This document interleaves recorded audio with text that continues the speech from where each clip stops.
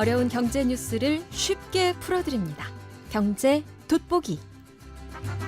경제 뉴스를 쉽고 재미있게 전해드리는 시간입니다. 경제 돋보기. 또 김대호 글로벌 이코노믹 연구소 소장 모셨습니다. 안녕하십니까? 네, 반갑습니다. 네. 뉴욕 시장은 이제 금요일 저녁이 돼서 예. 네, 결과도 나왔고 장 마감했고요. 오늘은 이제 우리는 토요일 아침입니다. 예. 항상 최신 소식까지 함께 갖고 오시니까 이 시간이 항상 기다려지는데요. 근데 지금 표정이 좀 어둡습니다, 박사님. 예, 밤사이에 뉴욕 증시가 전반적으로 하락을 했습니다. 주가야 오르고 또 내릴 수도 있는 거니까 네. 너무 일희일비할 필요는 없는데요. 그중에 뉴욕 증시의 초대장주, 네. 지금 인공지능 돌풍을 끌어가고 있는 엔비디아 주가가 밤사이에 4.18% 거의 급락을 했는데요. 요게 하루 전 5.49 떨어진 데서 또 떨어졌거든요. 그 이틀 연속으로 거의 9.6%가 네. 하락했는데, 이 하락폭은 이 인공지능 돌풍으로 엔비디아가 주가 오르기 시작한 이후에 사상 최대 폭입니다. 그러니까 이틀간 굉장히 많이 떨어졌는데 더더군다나 네. 실적이 좋다. 그러니까요. 예, 그래서 한국에서도 엔비디아 믿고 엔비디아 믿는다 그러면서 한국의 반도체 주식 산 사람들도 많이 있잖아요. 그렇죠. 근데 정작 뉴욕 증시에서는 그 지금 주식 돌풍의 핵 중에 핵인 엔비디아가 이틀 연속으로 떨어지면서 여기 지금 무슨 일이 있는 게 아니냐. 자, 저희들이 금요일 저녁과 토요일 아침을 조심하라. 이런 얘기 여러 번 들으지 않았습니까? 예. 그래서 경제 돋보기도 네.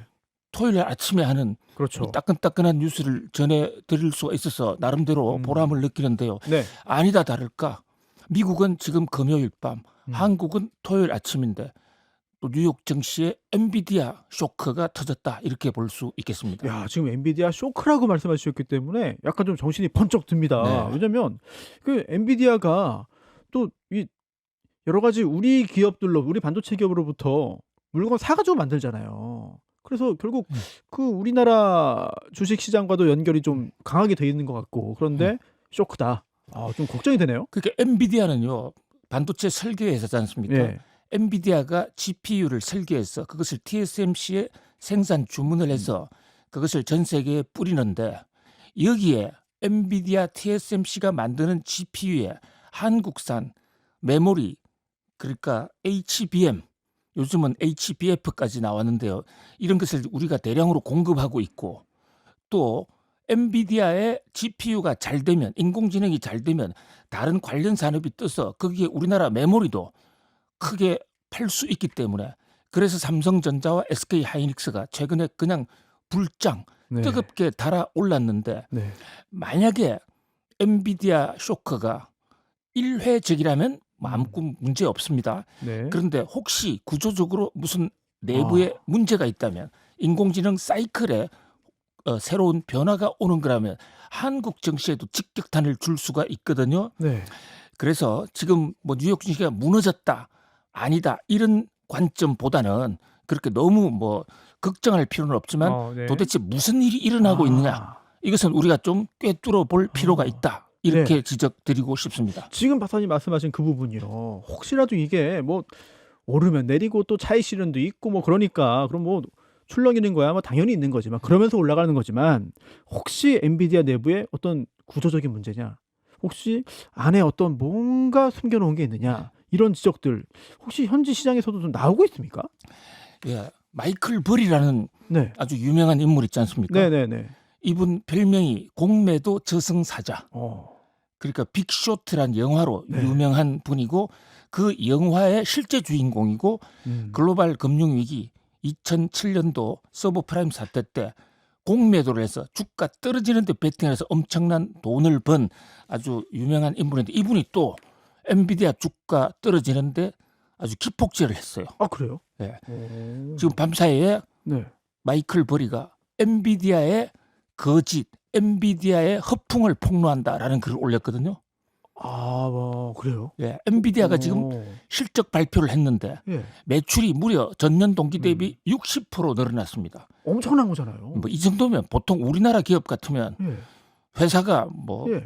회장님이 CEO를 업어주고 안아주고 해야 될 예. 그런 정도로 대박이 예. 난 건데 아니 근데 그게 이상해요. 왜냐하면 그렇게 실적이 좋으면 주가가 확 올라야 정상 아닌가 싶은데 오히려 그날 떨어졌거든요. 그렇습니다. 그리고 연일 떨어지고 있다고요. 잘 납득이 안 돼요.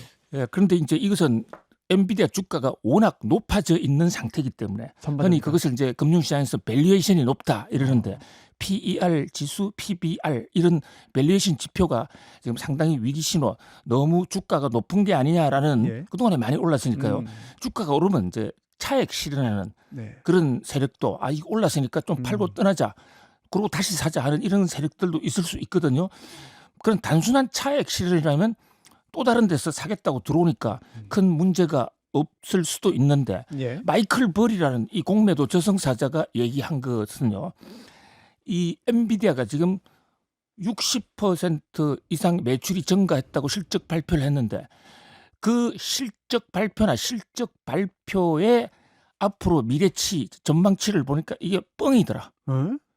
그래요? 그러니까 요즘 엔비디아 GPU 네. 구하기가 어렵지 않습니까? 예. 그래서 우리나라에 우리 그 깐부 치킨 동맹 했을 때도 예. 한국에 GPU 몇 개 주겠다. 예. 이러니까 우리 국민들이 전부 땡큐 하지 않았습니까? 뭐 팔겠다. 네. 네. 그런데 마이클 벌이 얘기로는 지금 실제로 파는 게 아니라 엔비디아의 GPU 인기가 워낙 좋으니까 네. 너도 나도 사겠다고 주문은 많이 했다는 것입니다. 주문은 했는데 그걸 사겠다는 대부분 그 지금 이 엔비디아의 GPU를 누가 사가느냐? 뉴욕 증시에 그러니까 하이퍼스케일러들이라고 하는 초대형 클라우드 업체, 네. 아마존 또는 그 구글, 그밖에 마이크로소프트 이런 회사들이 사가는데 네, 메타. 이 회사들이 메타까지 포함해서 이 회사들이 지금 그동안에 너무 많이 투자를 해가지고 자금이 없다. 그래서 자금 조달을 하는데 자금 조달도 잘 안 되고 있다. 예. 그래서 구매 약정일 뿐이지 그건 사가지도 못하는 것이다. 그리고 이미 산 것도 네. 외상으로 사가고 있다.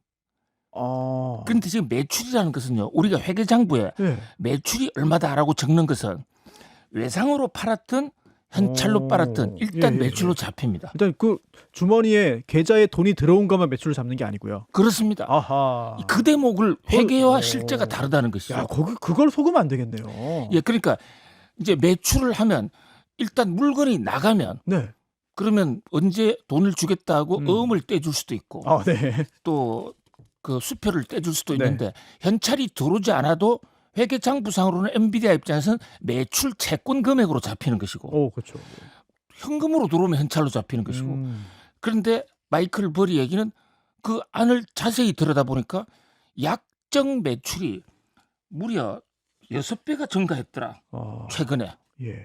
그러니까 실제로 나간 게 아니라 사겠다라고 얘기한 거. 그런데 예. 이것을 엔비디아는 앞으로 우리가 매출이 늘 것이라는 미래 매출 가이던스로 발표를 했고 또 매출 들어온 금액도 매출이 일단 실현이 되는 것도 상당수가 현찰이 안 들어오고 있다. 그런데 하이퍼스케일들의 빚은 늘어가고 있다. 물론 이 공매도 저승사자 마이클 버리는 주가가 떨어져야 돈을 버는 사람이기 때문에 이미 그렇게 많이 베팅을 해놨잖아요. 그렇습니다. 그럼 예. 자기한테 이익되는 쪽으로 이게 여론을 좀 몰고 가기 위해서 노력하는 자신만의 영업과 경제 활동 아닙니까? 그렇습니다. 그래서 우리가 마이클 버리가 이렇게 했다 해서 우리가 너무 흥분할 필요는 없습니다. 그런데 마이클 버리의 이제 얘기가 시장의 설득력을 얻게 되면 네. 마이클 버리를 따라다니는 또 공매도 추종 세력이 있을 수 있거든요. 그러니까 우리는 마이클 버리의 주장이 과연 시장의 공감대를 얻을 수 있을까? 요 대목을 좀 지켜볼 필요는 있는 것이죠. 야, 사실 이 주식시장의 흐름이라는 게 아주 객관적으로 흘러간다기보다는 좀 인간의 어떤 한계겠죠. 심리나 정서에 또 영향을 좀 받기 때문에 그런 것 같아요. 사실 경제학 전체가 경제학은 심리다 이렇게 볼 수 있습니다. 물가가 안 올라도요. 예. 물가가 오른다 생각하면 내일 물건 사는 것보다 오늘 물건 사는 게 더 좋고 네. 그러면 실제로 구매 수요가 일어나면 물가는 올라가요. 그래서 경제는 심리다 해서 심리 관리가 굉장히 중요하고 주식시장은 예. 사실 좋고 나쁜 것은 절대적인 기준은 존재하지 않아요. 많은 사람이 좋다고 생각하면 주가 올라가는 것이고 네. 많은 사람들이 주가 떨어질 것이라고 하면 내려가는 것이기 때문에 네. 우리 경제 돋보기 청취자님 같은 경우에도 이 댓글로 의견을 주시잖아요. 네네. 그럼 그 의견이 바로 시장을 좌지우지할 수도 있다. 아. 이렇게 볼 수가 있는 것입니다. 야, 지금 올라오고 있는 이 많은 댓글들이 시장에 영향을 줄 수 있다. 어허, 그렇군요. 네. 그러다 보니까 예전에 이제 경제학의 대전제였던 어떤 합리적인 인간? 어떤 네. 그런 전제도 약간 그게 맞나 싶은 생각이 개인적으로 들기도 하고요. 또 어떨 때는 어떤 기업이 실적이 좋은데 주가가 내려가요. 그러면 이거 선반영이야. 네. 그 말로 다 해결이 되고 설명이 되고, 또 어떤 기업 실적이 안 좋은데 주가가 오르면 사람들이 미래를 보는 거야. 이러면 네. 다 또 설명이 되고, 이래도 설명되고 저래도 설명되고, 저는 정말 하나도 잘 모르겠습니다. 그렇지만은 나름대로 그 안에 과학성이 있는데요. 이번에 엔비디아의 실적 발표가 나왔을 때 네. 겉으로만 보면 분명 60%가 늘었으니까 좋은 실적입니다. 그런데 자, 주가라는 거하고 기업 실적하고는 서로가 상관관계로 얽매여 있는데, 만약에 최근에 주가가 실적 증가율보다 더 많이 올라 있다면 그러면 실적 오른 것도 불구하고 주가는 떨어질 수가 있는 것이거든요. 어허. 60%가 증가했다고는 하지만 일단 시장의 기대는 최근에 엔비디아 주가가 많이 올랐고 반도체가 잘 나가고 있었으니까 네. 이 정도보다도 더 폭발하지 않았을까라는 그런 기대가 있었는데 그 정도에는 조금 못 미쳤다라고 볼 수가 있고요. 그리고 특히 중요한 것은 지나간 실적, 네. 그러니까 이미 형성된 확정된 매출이나 이익은 그런대로 좋았습니다. 그런데 시장은 미래를 보는 것이거든요. 네. 이렇게 미래 예측 가이던스라는 게 있습니다. 그것은 이제 젠순환이 앞으로 우리 다음 분기에 어떻게 될 거야라는 것을 그 컨퍼런스 콜을 통해서 발표하는데, 나름대로 그것도 청사진을 발표했는데 시장에서는 특히요 총 마진 이익률이라는 게 있습니다. 이것을 회계학에서는 GM이라고 그러는데 예. 요게 75.0으로 약간 떨어졌어요. 근데 예. 요게 한때 78까지 올라갔던 거거든요. 예. 여전히 다른 기업에 비하면 엄청나게 높은 거예요. 압도적이죠. 예, 압도적인데, 그러나 그동안에 주가가 많이 올랐고 인공지능을 끌어왔던 대장주로서는 78에서 75로 떨어졌어? 앞으로 좀 잘못될 수도 있는 거 아니야? 라는 그런 우려가 있거든요. 아하. 자, 그런 우려에서 가뜩이나 주가가 올랐으니까 이제 좀 차익 실현해야지 하는 세력하고 붙으면 네. 떨어질 수도 있는데, 일단 이틀 연속으로요 하루에 엔비디아 같은 이런 거대한 주가가 5.4%나 떨어졌는데 그 다음 날 또 4.1%가 떨어진다? 네.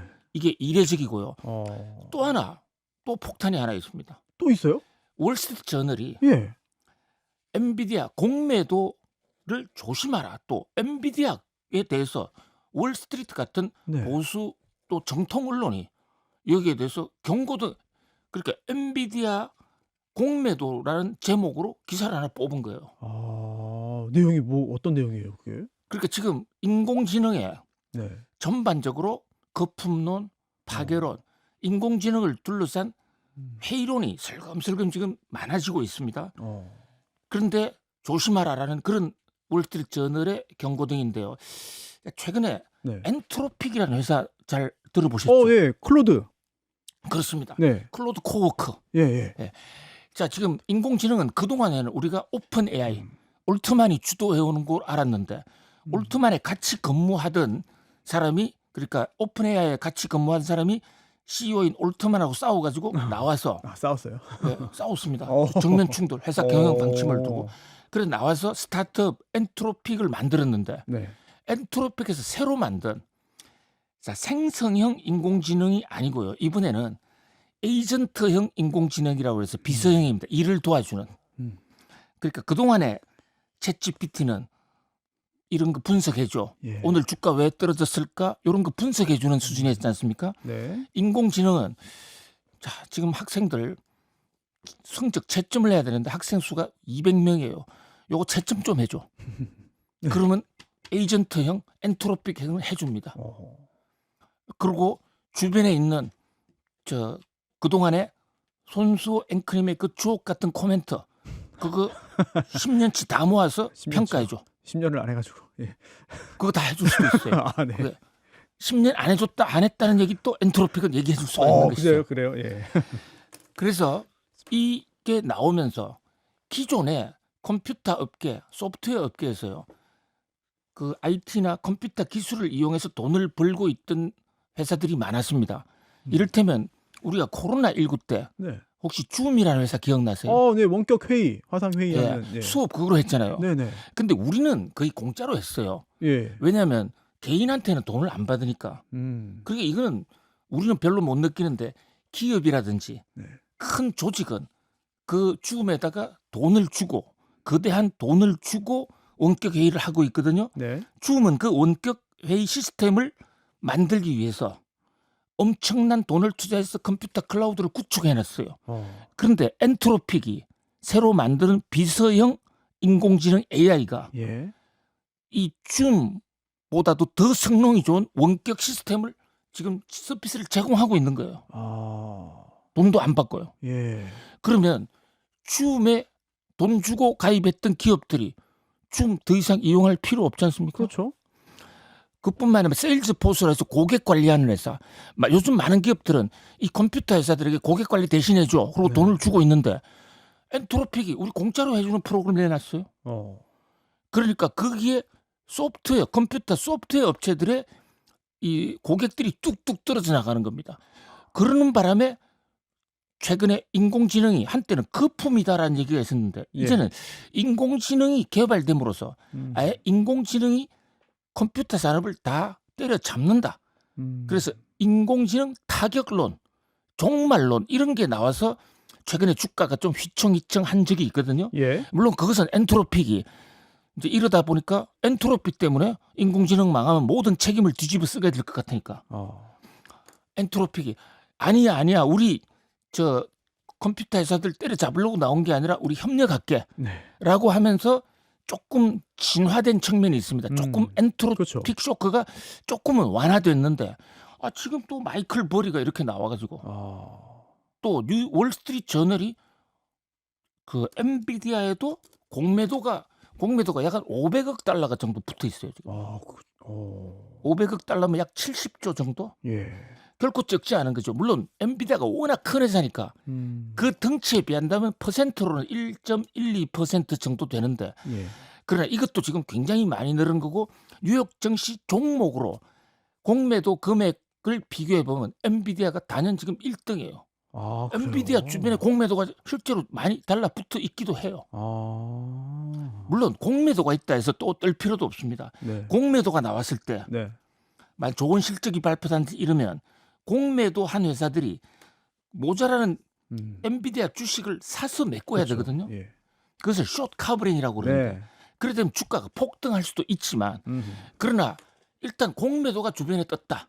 이것은 조금 조심해 볼 필요는 있다. 이렇게 네. 보여집니다. 아니 안 그래도 오늘 뭐 엔비디아 얘기를 하고 있습니다만 지금 엔트로픽 얘기 나왔으니까 오늘 좀 전에 속보가 나와서 또 트럼프 대통령이 모든 연방 기관에서 엔트로픽 사용하지 말아라 사용 중단 지시를 했다고. 예. 그래서 또 군사적인 어떤 그런 활용 관련해 가지고 뭐 우리가 마음대로 할 수 있게 해달라라고 했는데 엔트로픽은 그거 안 된다라고 해서 갈등이 좀 커지는 느낌.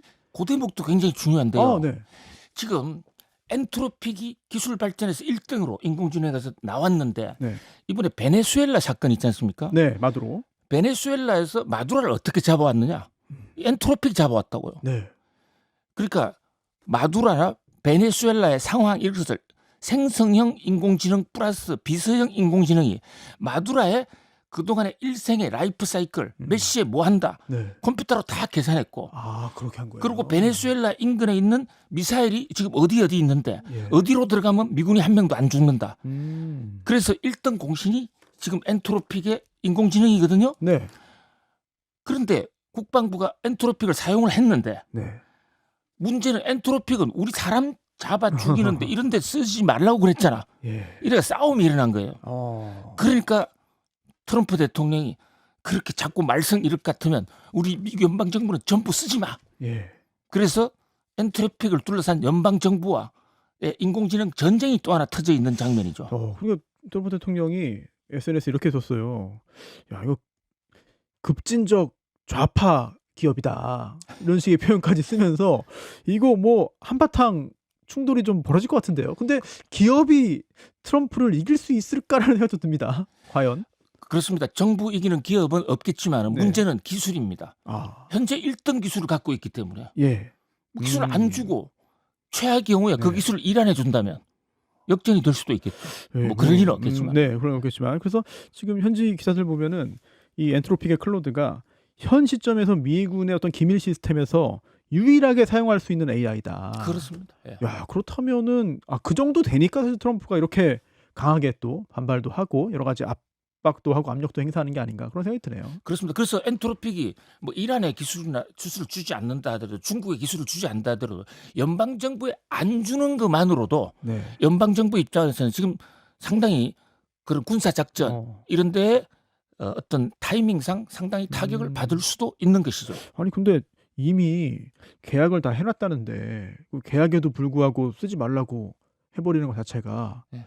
약간 좀 놀랍기도 합니다. 트럼프의 사실 그 협상술 예. 그것은 그만큼 간절하다는 표현일 수도 있어요.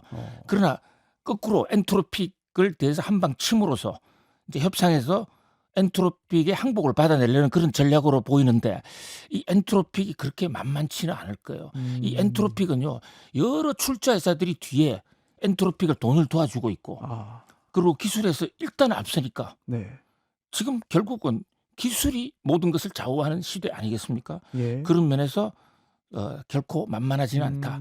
앞으로요 트럼프와의 전쟁도 중요하지만 뉴욕 증시에서 인공지능이 어떻게 되느냐, 네. 우리나라 코스피 코스닥이 어떻게 되느냐 하는 것도 엔트로픽 변수가 어떻게 되느냐 이게 상당히 큰 영향을 줄 수 있다 이렇게 볼 수 있습니다. 네, 오늘 이렇게 엔트로픽 얘기 그리고 또 엔비디아 얘기 해봤는데 사실 오늘 여러분 박사님이 준비해 오신 게 한국 시장 얘기였습니다. 근데 야 오늘 간밤에 뉴욕 시장 보니까 이거 엔비디아 폭락했다 이거 해야 된다 해가지고 그냥 즉석에서 이거 해주신 거거든요.